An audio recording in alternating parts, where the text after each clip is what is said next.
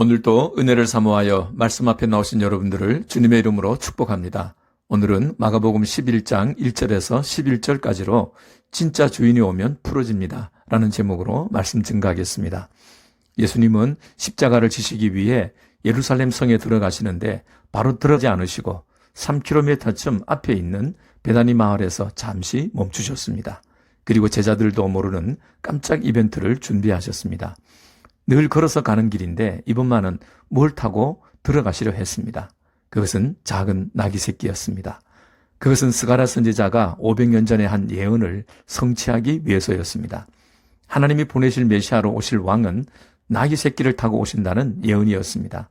예수님은 두 제자를 부르시고 맞은편 마을로 가면 아무도 타보지 않은 나귀 새끼가 묶여 있을 텐데 풀어서 데리고 오라고 했습니다. 그리고 누가 왜 나귀를 푸느냐고 물어보면 주가 쓰시겠다고만 하라고 했습니다. 상식적으로 맞지 않는 일입니다. 누군가 묶어놓은 나귀 새끼를 허락도 없이 풀어서 가는 것은 절도죄에 해당합니다. 또 나귀 주인이 나타나서 왜 그러냐고 물어보는데 주인이 쓰시겠답니다 라고 하면 주인 앞에서 그게 말이나 되는 소리겠습니까? 당장에 무슨 봉변을 당할지도 모를 일이었습니다. 주님은 종종 우리에게 현실적으로 말이 안 되는 일을 시킬 때가 있습니다. 요즘 30, 40대들은 쉽고 어렵고를 떠나 합리적이지 않으면 하려고 하지 않습니다. 주님이 두 제자에게 시킨 일이야말로 합리적 사고를 가진 사람이라면 할 수 없는 일입니다. 믿음이란 하나님이 옳다는 것을 나도 옳다고 인정하는 것입니다. 그분이 온 세상 만물의 주인이시며 통치자이시기 때문입니다. 하나님이 전능하신 창조주이심을 인정하고 믿을 때 세상의 이치와 합리적 사고를 극복할 수 있습니다. 창조의 질서와 법칙을 만드신 하나님은 그것에 매이지 않는 분이십니다. 컴퓨터를 만든 주인은 그 컴퓨터를 마음대로 바꿀 수 있는 능력도 있습니다. 십자가의 도가 유대인에게는 꺼리끼는 것이 되고 헬라인에게는 어리석은 것으로 보였습니다. 그러나 바울은 십자가에 달리신 그리스도는 하나님의 능력이요 하나님의 지혜라고 말했습니다. 하나님은 유대인의 신앙으로도 헬라인의 철학과 고상한 지식으로도 십자가에 담겨있는 하나님의 지혜와 능력을 깨닫지 못하게 하셨습니다. 그 이유는 세상의 지혜와 능력을 부끄럽게 하시기 위해서였습니다. 고린도전서 1장 25절에는 하나님의 어리석음이 사람의 지혜보다 더 지혜롭고 하나님의 약함이 사람의 강함보다 더 강하다고 말씀했습니다. 두 제자는 자신의 합리적 사고보다 주님의 말씀을 믿고 말씀하신 대로 따랐습니다. 종이 할 일은 순종이지 순종한 결과가 어떻게 되느냐는 주인이 할 일입니다. 주인이 판단하는 성공한 종은 순종하는 종입니다. 결과가 성공처럼 보여도 주인의 말에 순종하지 않았다면 악한 종입니다. 내가 보고 알고 있는 지식은 하나님이 알고 있는 모든 것 가운데 먼지보다도 더 작은 것에 지나지 않습니다. 그걸 가지고 하나님이 하신 말씀을 판단한다면 얼마나 어리석고 교만한 사람입니까? 사실 나귀를 풀어오는 일은 빛도 나지 않는 시시하고 작은 일입니다. 두 제자를 야고보와 요한으로 추측하는데 그렇다면 예수님의 최측근인 사람으로서 그런 작은 일은 하고 싶지 않을 수도 있었습니다.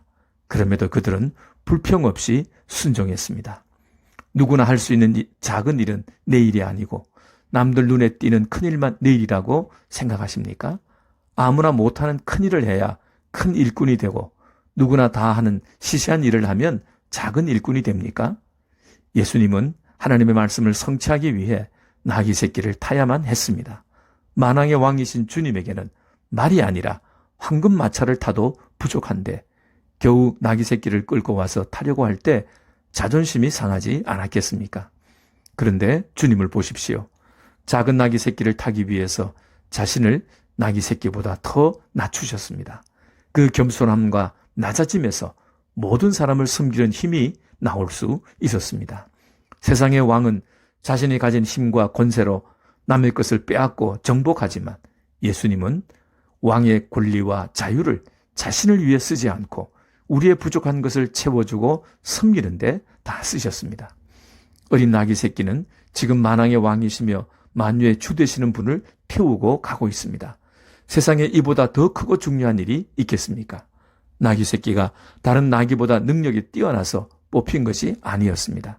주님을 모시고 갔기 때문에 위대한 일을 한 위대한 존재가 되었을 뿐입니다. 새끼 나귀 한 마리 풀어오는 것처럼 시시하고 볼품없는 일이라도, 또 작은 나귀 새끼같이 보잘것없을지라도 주님의 일을 하고 있으면 위대한 하나님 나라의 일꾼이며, 그가 한 일은 하나님이 결코 잊지 않고 기억해 주십니다. 하나님의 나라는 그렇게 자기 이익을 계산할 줄 모르는 바보처럼 그늘진 곳에서 볼품없는 작은 일이라도 하나님이 부탁하신 일을 묵묵히 기쁨으로 일하는 사람들에 의해 세워지는 나라입니다. 그들 앞에서 제일 앞장서서 가시는 분이 작은 나귀 새끼를 타신 예수 그리스도이십니다. 누구나 할 수 있는 일들은 화려한 일이 아니라서 하고 싶은 마음이 일어나지 않아 사람들이 외면합니다. 교회 안에서도 이런 일은 얼마든지 찾아낼 수 있습니다. 그런 하찮은 일도 주님의 일인가? 물론입니다. 주님이 쓰신다면 다 주의 일이고, 주님의 일이라면 주님 앞에서는 똑같이 귀한 일입니다.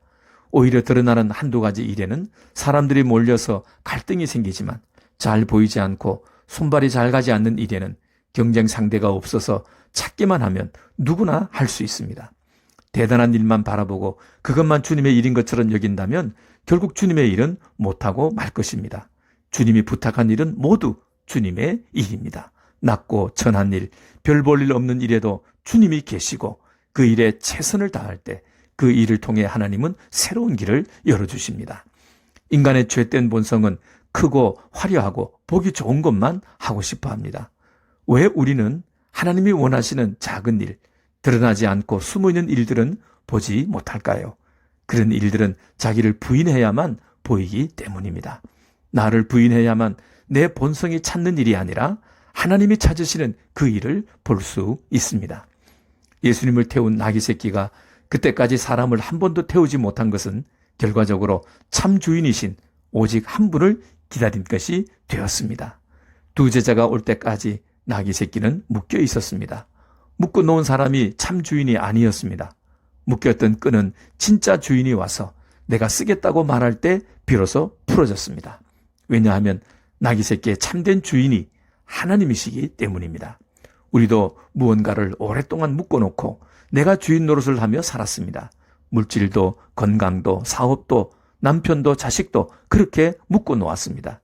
이 묶였던 끈은 진짜 주인이 찾아오셔서 내가 쓰겠다고 말씀하실 때 비로소 풀어질 것입니다. 여러분의 삶에 무엇이 묶여 있습니까? 물질이 묶여 있습니까? 건강이 묶여 있습니까? 자식이 묶여 있습니까? 여러분이 주인 노릇을 하고 있었기 때문은 아닙니까? 진정한 주인이 찾아오실 때까지 그것은 묶여 있을 수밖에는 없습니다.